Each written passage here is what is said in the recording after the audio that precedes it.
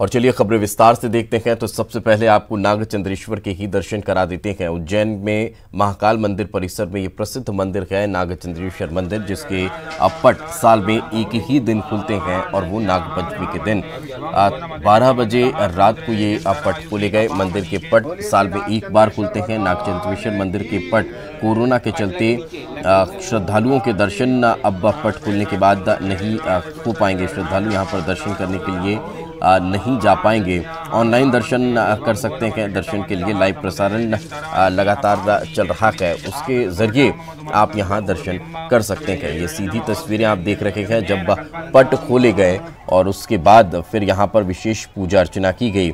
विशेष पूजा अर्चना यहां पर रख किए जाने के बाद श्रृंगार नागचंद्रेश्वर भगवान का किया गया और फिर यहाँ आरती पूजा की गई है। उसके बाद सीधे लाइव प्रसारण यहाँ पर चल रहा है। ये तस्वीरें देख सकते हैं भगवान महाकाल मंदिर परिसर में जो बाबा महाकाल का गर्भगृह है उससे ठीक बगल में लगा हुआ ये मंदिर है। जैसा कि आपको ज्ञात है कि भगवान नागचंद्रेश्वर का जो दरबार है, ये जो मंदिर है, पूरे वर्ष में सिर्फ एक दिन के लिए पट खोले जाते हैं। 24 घंटे भगवान नागचंद्रेश्वर की पूजन अर्चन वंदना के ये प्रोग्राम होता है। श्री पंचायती अखाड़ा महानिर्वाणी के द्वारा ही अनादिकाल से ये परंपरा चली आ रही है। तो उसी क्रम को जारी रखते हुए आज ये अवसर मुझे प्राप्त हुआ, तो मैंने पट खोले और पट खोल करके जो हमारी पूजन पद्धति है, षोडशोपचार पूजन, उसके अनुसार अपन ने भगवान नागचंद्रेश्वर का पूजन किया, वंदन किया। चंद्रेश्वर भगवान की। और ज्यादा जानकारी के साथ हमारे सहयोगी आनंद हमारे साथ जुड़ चुके हैं। आनंद, आज का दिन तो ऐसा होता है कि उज्जैन में महाकाल परिसर में पैर रखने की जगह नहीं होती, लेकिन आज किस तरह का माहौल है, कैसे दर्शन करवाए जा रहे हैं श्रद्धालुओं को? बिल्कुल दीपेश, देखिए ये जो मंदिर है नागचंद्रेश्वर मंदिर, वो वर्ष में एक ही बार खुलता है और इसीलिए जो श्रद्धालु हैं उनकी आस्था अब यहाँ पर हर साल देखने को मिलती थी। चूंकि दूर दूर से श्रद्धालु यहाँ पर आते थे और आज का दिन की बड़ी मान्यता है, लोग कालसर्प का पूजन भी करवाते हैं यहाँ के दर्शन के ठीक बाद।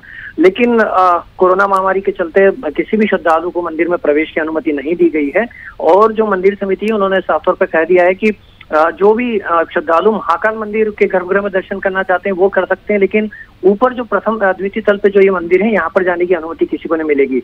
अगर किसी श्रद्धालु को मंदिर में दर्शन करना है तो वो ऑनलाइन या फिर मंदिर समिति की वेबसाइट पे जाकर मंदिर के दर्शन कर सकते हैं। तो फिलहाल जो है रात 12 बजे मंदिर खोल दिया गया है अगले 24 घंटे के लिए, लेकिन किसी भी श्रद्धालु को वहां पर जाने की अनुमति नहीं दी गई है। जी दीपेश।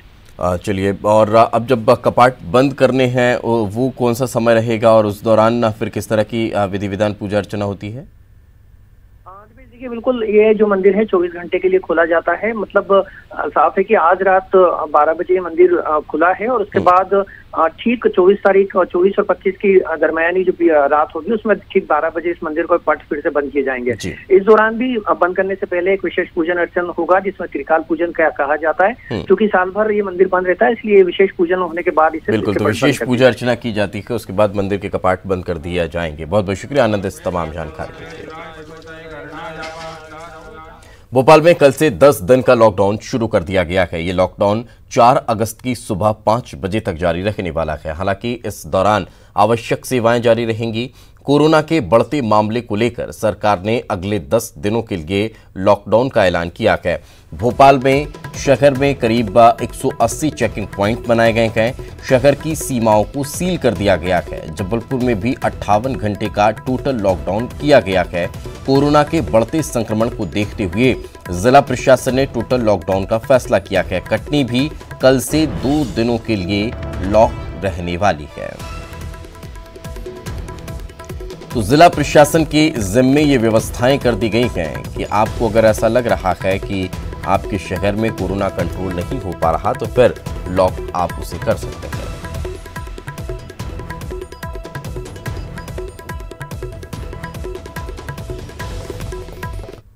तो प्रदेश में कोरोना का कहर लगातार जारी है। अब तक 26,301 मामले सामने आ चुके हैं। 17,731 मरीज स्वस्थ भी हुए हैं। इंदौर में 6,556, भोपाल में 5,123 मामले सामने आ चुके हैं। अब तक कोरोना से 786 लोगों की जान भी चली गई है।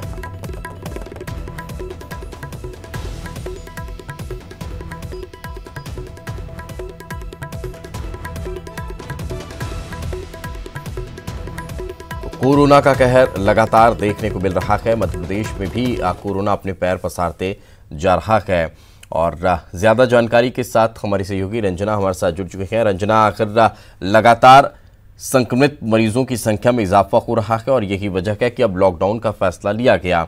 आज लॉकडाउन की पहली सुबह किस तरह की नजर आ रही है? क्या जो जरूरी सेवाएं हैं वो मिल रही हैं? दूध की सुबह सुबह लोगों को आवश्यकता होती है, वो आपूर्ति हो पा रही है?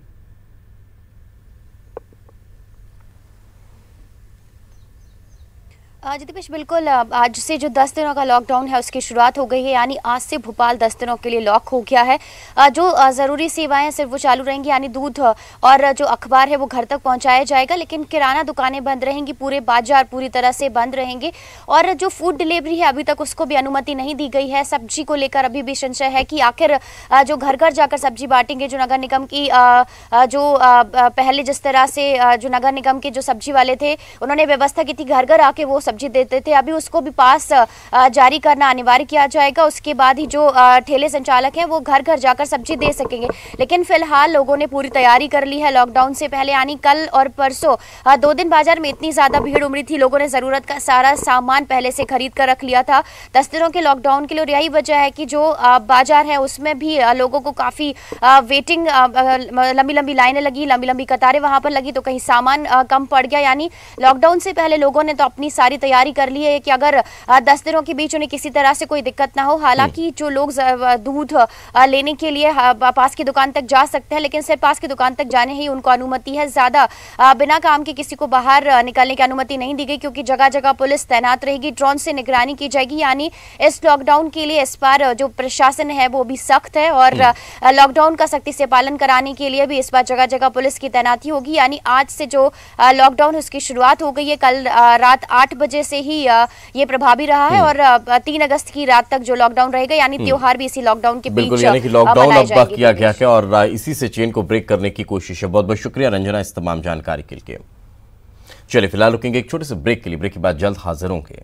बुरहानपुर में आबकारी विभाग ने मिनरल वाटर की फैक्ट्री में छापामार कार्रवाई कर बड़ी मात्रा में शराब जब्त की है। यह फैक्ट्री बीजेपी नेता शांतनु पाटीदार की बताई जा रही है। पुलिस ने आरोपी को गिरफ्तार कर लिया है। आरोपी बीजेपी के किसान मोर्चा का मंडल अध्यक्ष है।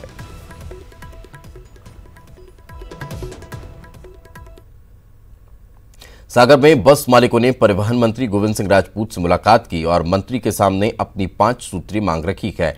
ट्रांसपोर्टर्स का कहना है कि कोरोना संकट के दौरान बसें नहीं चली हैं, ऐसे में इस अवधि का टैक्स माफ किया जाए, साथ ही बीमा की अवधि को भी बढ़ाया जाए। इसके साथ ट्रांसपोर्टर्स, ड्राइवर, कंडक्टर और क्लीनर जैसे कर्मचारियों के लिए आर्थिक मदद की मांग भी उन्होंने की है।